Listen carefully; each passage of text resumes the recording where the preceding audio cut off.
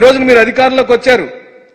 అదే ప్రధానమంత్రి, అదే నరేంద్ర మోడీ గారు, అదే ఎన్డీఏ ఈ రోజున గవర్నమెంట్ ఫామ్ చేసినప్పుడు ఓ పక్కన నీతో పాటు సహచరుడైన నితీష్ కుమార్ గారు డిమాండ్ చేసినప్పుడు మీరెందుకు డిమాండ్ చేయలేకపోతున్నారని వైఎస్ఆర్సీపీ ప్రశ్నిస్తుంది మిమ్మల్ని. మీరు డిమాండ్ చేయమని అడుగుతున్నాం. మీరు సాధించుకునే శక్తి ఉంది. ఎందుకంటే మీరు చక్రాన్ని బాగా తిప్పగలుగుతున్నారు. ఇప్పుడు ఆంధ్ర రాష్ట్రానికి చాలా ఉపయోగం కూడా. మీరు ఎంత బాగా చక్రం తిప్పగలిగితే ఈ ఆంధ్ర రాష్ట్రానికి అన్ని మేళ్లు జరుగుతాయని ప్రజలు నమ్ముతున్నారు. మీ అధికారాన్ని దుర్వినియోగం చేసుకోకుండా ప్రజలు ఇచ్చిన మద్దతుని ఓ 4,12,12 మంది ఓటర్లు ఉంటే మీకు 1,53,84,576 మంది ఓట్లేశారు. మాకేమో 1,32,84,134 మంది ఓట్లేశారు.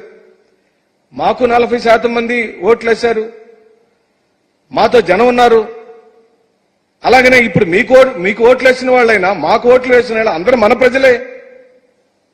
ఆ ఆలోచన దృక్పథంతోనే జగన్మోహన్ రెడ్డి గారు తన యొక్క సంక్షేమ పథకాల అమలులో కానివ్వండి, పరిపాలనలో కానివ్వండి, ఆయన పరిపాలించిన విధానంలో కానీ ఏ ఒక్క రోజు కూడా పార్టీల ప్రస్తావనే చేయలేదు. మా కార్యకర్తలు చెబుతున్నారు మన ఓటమిలో అదొక కారణమని. ఈ రోజు మీరు నెల రోజుల్లోనే చూపించేశారు అధికారం ఎందుకు తెచ్చుకోవాలి, అధికారం వస్తే ఏం చేయొచ్చు, అధికారం వస్తే పక్క పార్టీ వాళ్ళ మీద కేసులు ఎట్ట పెట్టొచ్చు, కొట్టడం ఎలా చేయొచ్చు, దోపిడీ ఎలా చేయొచ్చు, దౌర్జన్యం ఎలా చేయొచ్చు, కట్టుకున్న బిల్డింగ్లు ఎలా కూల్చొచ్చో మీరు చూపించేశారు.